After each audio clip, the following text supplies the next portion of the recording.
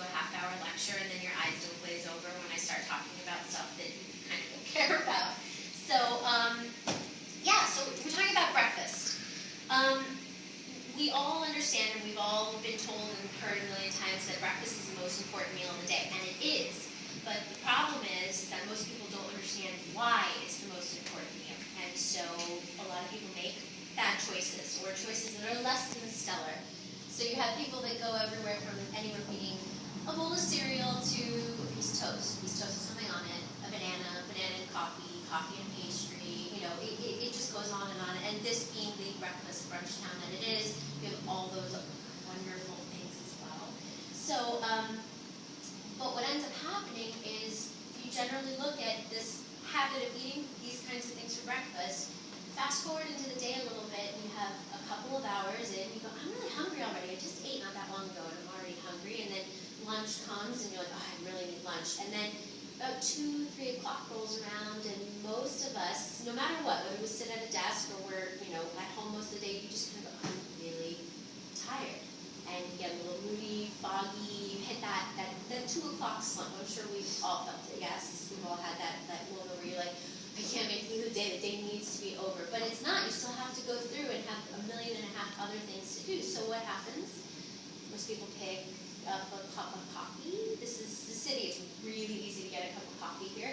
You reach for something sugary. A lot of things that you shouldn't be reaching for.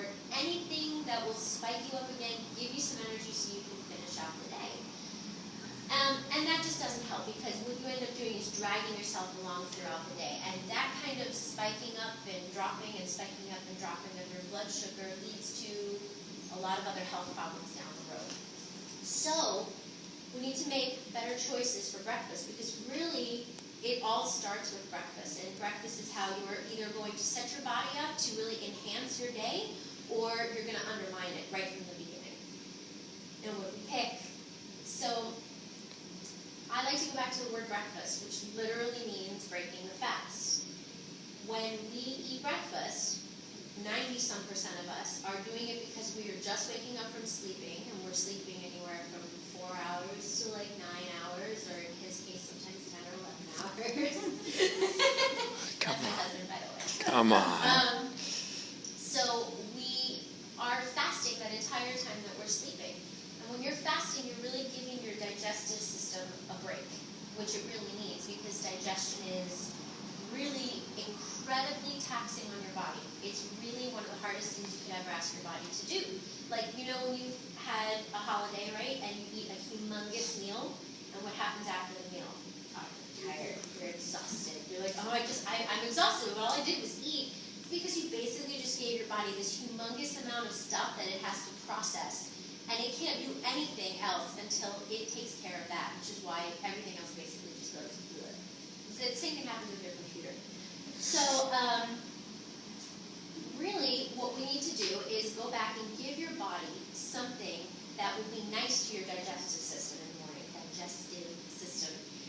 and really that's liquid. So the first thing I recommend everybody do in the morning, right from the moment you wake up, is drink a glass of water. Preferably a glass of water with fresh lemon, but a glass of water, so that you rehydrate from sleeping for so many hours, because you're dehydrated in the morning, and so that you gently wake the digestive tract up. It's a nice thing to do, and it's a good thing to do, and plus, since we all have to drink so much water, it's an easy way to just get a good 10, 12 ounces out of the way. And then we have to pick a breakfast. So I recommend liquid in the morning. I recommend nutritious liquid in the morning. And I know somebody in this town at one point is going to go, she said we could have beer in the morning. It's nutritious liquid. But no, you have to have something that has fresh, whole ingredients. It's balanced. Glass of orange juice is juice, so it's nutritious, right? But no, it's too much sugar. So again, you're still going to have that spike and the slump. Coffee, there's no nutrition in it. Tea, same idea, and so on and so forth. So we have the shake. Few reasons that I have a shake in the morning is, and I do drink this every single day of my life, except for like when it's brunch day for us. And he drinks it too. He has his own version of it. And our versions are pretty different. I hate his shakes. He hates my shakes. I make good shakes. Nonetheless, same basic idea. So it's really, really convenient. You throw everything in a blender. It takes under 5 minutes between the time time that you started putting the ingredients in and the time you rinse out the blender is 5 minutes. And it's portable, so if you can't drink it at home, if you have this big shake, you put it in a cup and take it with you. It's not difficult. We do it with our coffee all the time. It's also what's called bioavailable, which is, I know, a super fancy word, but what it essentially means is it's really easily picked up and used by your body. All these nutrients, it takes very little processing by your body to just pick up the nutrients and assimilate them. And that's really great. It means less work for your digestive system. And it's balanced, which means that after about 4 hours, you'll still probably feel pretty satiated. I'm not saying you're not going to get hungry, but you're not going to go, oh my God, I need to eat. And if you do this, if you adopt drinking the shake in the morning, and you make good food choices, that whole 2 o'clock slump thing, that whole feeling of being achy and moody or ravenously hungry at, in the evening, that all will dissipate. Because what you're going to do is you're going to balance out your hormones by giving your body a lot of nutrients. Everybody on board so far, yes? Okay, good. So none of the ingredients that are here will make any sense to you unless I talk to you just really, really briefly about what enzymes are. Because these are all picked because of their assistance with the whole enzyme thing. So enzymes they're the spark of life. So, if you have a seed in your hand, it does nothing. It'll sit there for God knows how long as just a seed. But if you add heat and moisture in the form of, some sunlight and some water, you're going to activate the enzyme in the seed, and the seed will start to sprout. That's because of enzymes. We have enzymes in our body. We have different kinds. There's digestive, there's metabolic. And without those enzymes, we wouldn't be able to digest and assimilate our food. We wouldn't have skin cells, fingernails. We wouldn't have a body to begin with. Enzymes really are responsible at the very cellular level for everything that happens in your body. So without them, we have nothing. Nature made it really, really easy for us to get enzymes and to get nutrients and things like that in the form of things like live foods, fruits and vegetables, nuts and seeds. Live is a very important term here, and that's really the operative term. Live means it's food that hasn't been heated up past 120 degrees Fahrenheit. Some people will argue it's 118, 120 is fine. So that means that if you took this and you sauteed it, baked it, broiled it, steamed it, you heated it up past 120, you kill the enzymes that are in it. However, if you take this and you blend it, you dehydrate it under 120 degrees, or you freeze it, you haven't done anything to the enzymes. They're still there. So what happens when you eat this, and it's got live stuff in it for you, the heat and the moisture that are in your mouth and your stomach activate the enzymes. The enzymes that this comes with will help your body to easily break down the food into nutrients and minerals and amino acids and all that stuff. And your body can pick it up and use it as energy, no problem. It actually gave something to your body. Versus when you eat something that's packaged, processed, dead, whatever it is, cooked, you're basically asking your body to break something down, and it didn't come with anything to break it down with. It's like getting IKEA furniture without the instructions and the tool. So what ends up happening is your body has to take from its own enzyme stores in order to break this food down, and it doesn't even know if this food has any nutrients to offer you. So essentially, you may have just eaten something that took something away from you. So if there's one thing aside from the shake that I could ask anybody to do, it's to start looking at their food, not for the calories, not for the fat content, not for the carbs. Those things are important, but first and foremost, look at your food this way. Does it give you something, or does it take away something? Are you giving something to your body by eating this, or are you going to take away something? That being said, I'm not saying that you should only eat raw foods. I'm not saying that you should never eat cooked food again or anything like that. I'm just saying that when you do eat, if you want to go and eat a burger, fine, eat a burger, but please have a salad with it, that kind of a thing.